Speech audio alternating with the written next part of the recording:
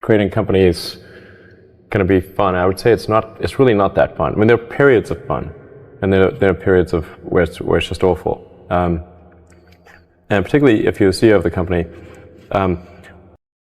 you actually have a distillation of all the worst problems in the company. There's no point in spending your time on things that are going right. So you only spend your time on things that are going wrong. And there are things that are going wrong that other people can't take care of. So you have like the worst. You have a filter for the crappiest problems in the company.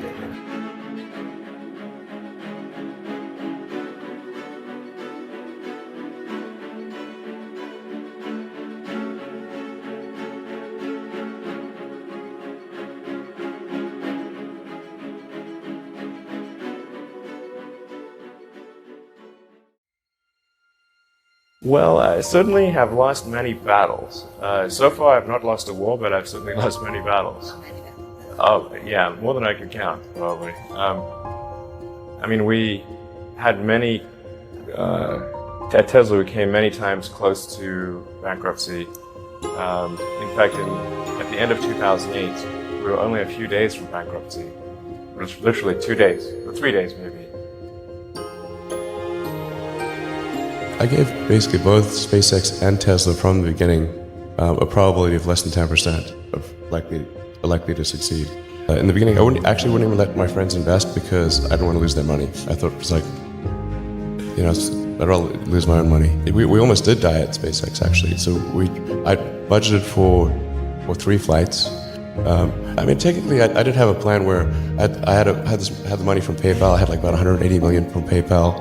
And I thought, I'll allocate half of that to SpaceX and Tesla and Solar City, and that should be fine. I'll have 90 million, like just lots, But then what happened is things cost more, took longer than I thought. So I had a choice of either put the rest of the money in or the companies are going to die. And so I ended up putting all the money in and borrowing money for rent from friends. If you want to try to come up with an innovative breakthrough, that's going to be how it is. Anything which is significantly innovative is going to come with a significant risk of failure. You've got to take big chances in order for the potential for a big positive outcome. If the outcome is exciting enough, then taking a big risk is worthwhile. Yeah. It's really how I approach it. But then once executing down a path, I actually do my absolute best to reduce risk, or to improve another way of saying it, to improve the probability of success. Because when you try to do something that is very, very risky, that you have to spend a lot of effort trying to reduce that risk as you embark down that path. I mean, I think I'm kind of constitutionally just geared to just keep going. I don't know. It's yeah. I mean, it just I don't know. I mean, it certainly there are times when things don't go well, and then that's quite dispiriting for sure. And so then it's difficult to proceed with the same level of enthusiasm. But I do think the things that we're doing are pretty important to the future. And if we don't succeed, then it's not clear what other things would succeed. And if we don't succeed, then we will be certainly pointed to as a reason why people shouldn't even try for these things. So I think it's important that we do whatever is necessary to keep going. So how do you keep your focus on the big picture when you're constantly faced with, we could be out of business in a month? Well, it's just a very small percentage of mental energies on the big picture. Like you know where you're generally heading for, and the actual path is going to be some sort of zigzaggy thing in that direction. You try not to deviate too far from the path that you want to be on, but you're going to have to do that to some degree. I think successful entrepreneurs probably come in all sizes, shapes, and flavors. An obsessive nature with respect to the quality of the product is very important. Even if the the best, there's always a chance of failure. So I think it's important that you really like whatever you're doing. If you don't like it, life is too short. If you like what you're doing, you think about it even when you're not working.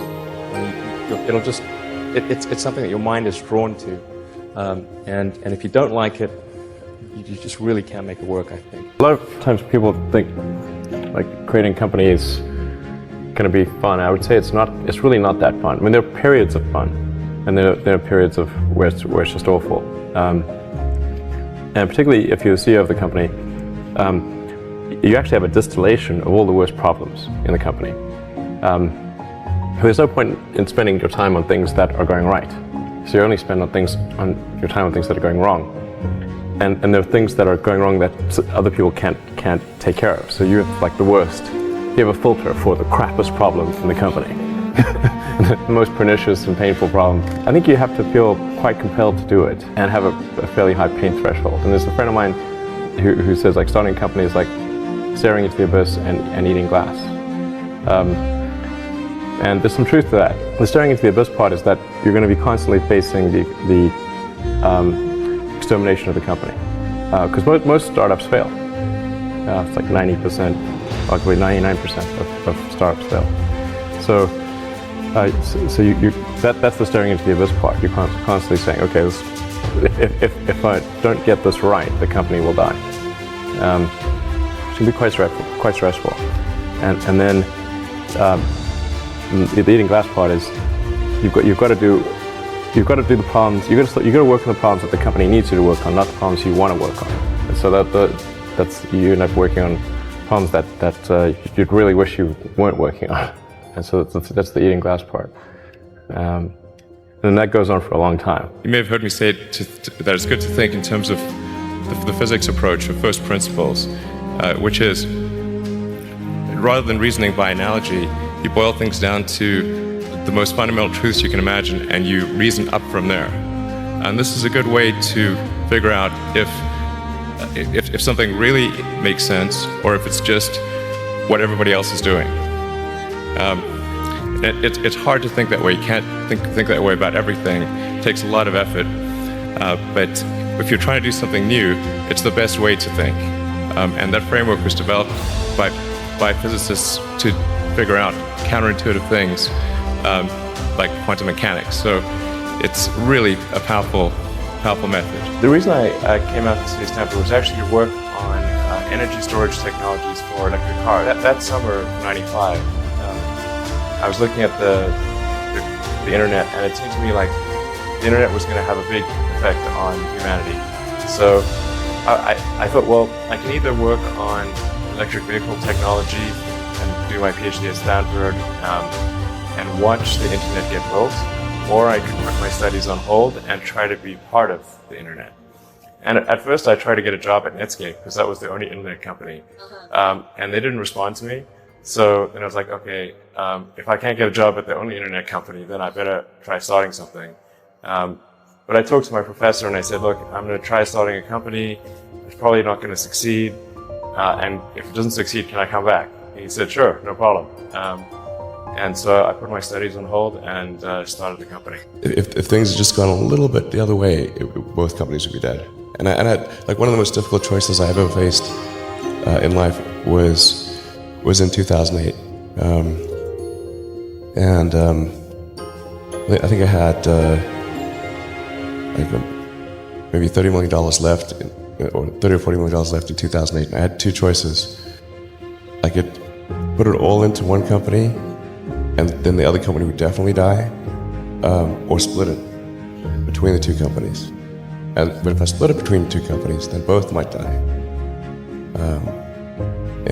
When you put your blood, sweat, and tears into creating something, or building something, it's like a child. It's like, which one am I going to let one starve to death? I couldn't bring myself to do it, so I split the money between the two. Fortunately, thank goodness, they both came through.